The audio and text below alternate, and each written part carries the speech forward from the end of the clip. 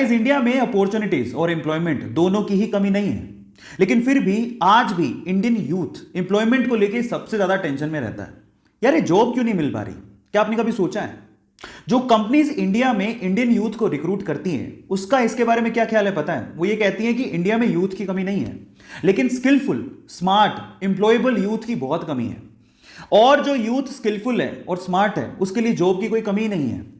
अब इसको थोड़ा मैं स्टोरी के थ्रू समझाने की कोशिश करता हूं, ध्यान से समझिएगा जिससे आपको ज्यादा समझ में आएगा। एक बार दो दोस्त थे, एक का नाम था सतीश, दूसरे का नाम था महेश। दोनों ने स्कूलिंग, कॉलेज सब साथ में पूरा किया। मजे की बात यह थी कि उनकी सेम ही कंपनी में जॉब लग गई। दोनों ने बहुत हार्डवर्क किया पूरे साल भर। साल भर बाद उनका प्रमोशन होना था। तो जिस दिन प्रमोशन था उस दिन बॉस आए। उन्होंने सतीश को प्रमोशन लेटर देते हुए कहा कि सतीश तुम्हारा प्रमोशन होता है। तब महेश ने पूछा कि सर मेरा?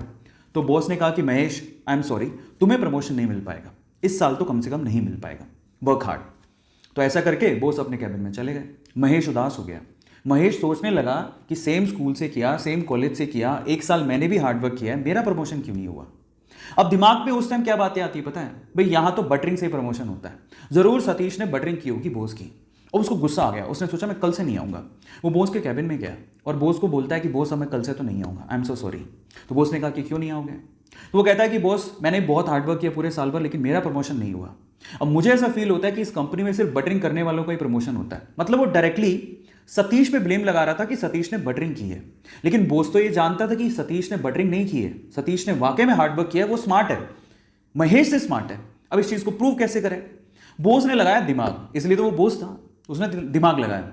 उसने क्या कहा, महेश एक काम करो, मैं तुम्हें एक टास्क देता हूं, अगर तुमने वो टास्क कर लिया तो मैं तुम्हें सतीश से ज्यादा पैसे दूंगा और प्रमोशन भी दूंगा। महेश ने कहा ठीक है।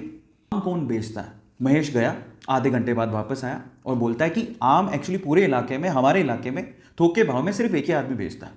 तो फिर बॉस ने कहा महेश एक और काम करो, अब जाके पता करके आओ कि वो कितने कितने रुपए किलो में आम बेचता है। तो वो गया, वापस आया, वापस आके बोलता है कि वो 50 रुपए किलो में आम बेचता है। अब बॉस ने क्या कहा, महेश मैं सेम चीज अब मैं सतीश से करवाता हूं, तुम ध्यान से देखना। उन्होंने सतीश को बुलाया और सतीश को बोलता है कि सतीश एक काम करो, इस इलाके में जो आम बेचता है उसकी खबर लेके आओ कि कौन कौन आम बेचता है। सतीश गया मार्केट में और वापस आया आधे घंटे बाद, और सतीश ने जो कहा महेश उसको देखता रह गया। सतीश ने कहा बॉस यहां पे आम सिर्फ एक ही आदमी बेचता है और वो 50 रुपए किलो बेचता है, लेकिन उसके पास टोटल 60 से 70 किलो आम है और वो एक साथ अगर हम खरीद ले वो 40 रुपए किलो में दे देगा। और अगर हमने 40 रुपए किलो में वो 60 से 70 किलो आम बेच दिए और हमने अगर 50 रुपए किलो में से सेल किया तो हमें बहुत प्रॉफिट होगा। और आगे आने वाले समय में हम लोग आम में भी अपना हाथ आजमा सकते हैं, आम के बिजनेस में भी। अब आप समझिए कि सतीश और महेश में क्या फर्क था। आप समझ पा रहे हैं कि स्मार्टनेस और स्किल का क्या मतलब होता है। आज का यूथ क्या है ना, सिर्फ इस फिलॉसफी में, ज्यादातर यूथ इसी फिलॉसफी में जीता है कि इतने में इतना ही मिलेगा। जब आप ये सोचते हो कि इतने में इतना ही मिलेगा तो प्रमोशन की आस आपने रखी क्यों है? वो बहुत इंपॉर्टेंट है। मैं हमेशा एक बात बोलता हूं, आप जिस भी कंपनी में काम कर रहे हो या आप जो भी करना चाह रहे हो, अगर वो आपको 100 रुपए देती है ना, तो आप 50 रुपए का काम करके मत दो, आप उसको 200 रुपए का काम करके दो। आप उसको अपना आदी बनाओ।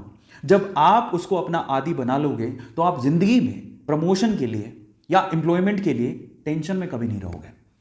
तो अब आपको समझ में आया होगा कि एक्चुअल में क्या मीनिंग है, क्यों लोग एम्प्लॉयमेंट को लेके इतना टेंशन में रहते हैं। सो गाइस, मेरी तरफ से मैंने समझाने की कोशिश करी है। ऐसी अमेजिंग स्टोरीज के लिए यूट्यूब पे हमारे चैनल को सब्सक्राइब कर लीजिए, और अगर आप इंस्टाग्राम पे देख रहे हैं तो मुझे फॉलो करना मत भूलिएगा, और इस स्टोरी को लोगों के साथ शेयर जरूर करिएगा ताकि वो समझें कि यूथ और स्किलफुल यूथ में क्या फर्क है। Thank you so much.